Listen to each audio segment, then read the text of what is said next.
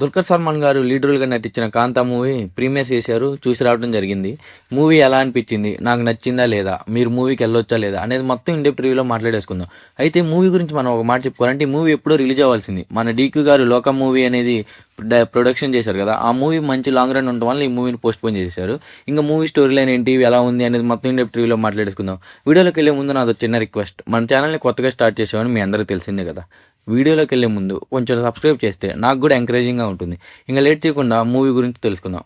Movie story line వచ్చేసరికి గురు శిష్యులు ఉంటారు. ఆ గురువు ఈ శిష్యుడికి అన్నీ నేర్పిస్తాడు. అన్నీ నేర్పించేసి ఒక అవకాశం ఇస్తాడు మూవీస్‌లో. అవకాశం ఇచ్చాక ఆ హీరో ఆ అవకాశాన్ని మలుచుకొని ఒక స్టార్ హీరో ఎత్తుకు ఎదిగిపోతాడు. ఆ రేంజ్‌కెళ్ళిపోయాక ఎవ్వడికైనా ఒక స్టేజ్ తర్వాత మనకంటూ ఒక ఇగో వస్తది. అరే! మనం ఈ స్టేజ్‌కొచ్చేసాం అనే ఇగో వస్తది. ఆ ఇగో అనేది ఈ మూవీలో ఆ డైరెక్టర్‌కి హీరోకి మధ్య ఎలాగంటే ఆ గురు శిష్యుల మధ్య ఎలా ఏర్పడింది? ఆ ఏర్పడడానికి మెయిన్ రీజన్స్ ఏంటి? ఆ రీజన్స్‌ని ఏ స్టేజ్ వరకు వీళ్ళు ఈగోని తీసుకెళ్ళిపోయారు? చివరికి వీళ్ళు కలిసారా లేదా? ఈ మధ్యలో వచ్చే క్యారెక్టర్స్ ఏంటి? అనేది మొత్తం మీరు ఇన్ డెప్త్‌గా మూవీలో తెలుసుకోండి.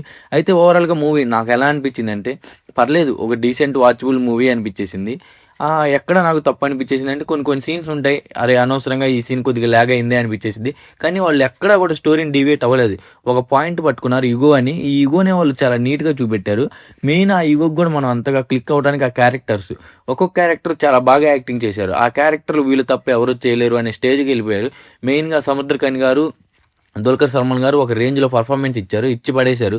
మూవీ చూసుంటే వాళ్ళ ఇంపాక్ట్ అనేది మీకు మూవీలో ఎంత రేంజ్‌లో కనిపించిద్దో మీ అందరికి తెలిసిందే కదా!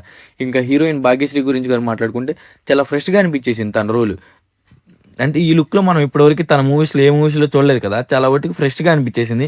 ఒక నీట్ రోల్ పడిందిరా భాగ్యశ్రీకి అనిపించింది. చూద్దాం ఈ మూవీ అయినా భాగ్యశ్రీ గారికి హిట్ అయిద్దో లేదో. దాని తర్వాత రానా గారు. రానా గారు మూవీకి ఒక కొంచెం అయిపోయిన తర్వాత వస్తారు. ఒక పోలీస్ టైప్ క్యారెక్టరు.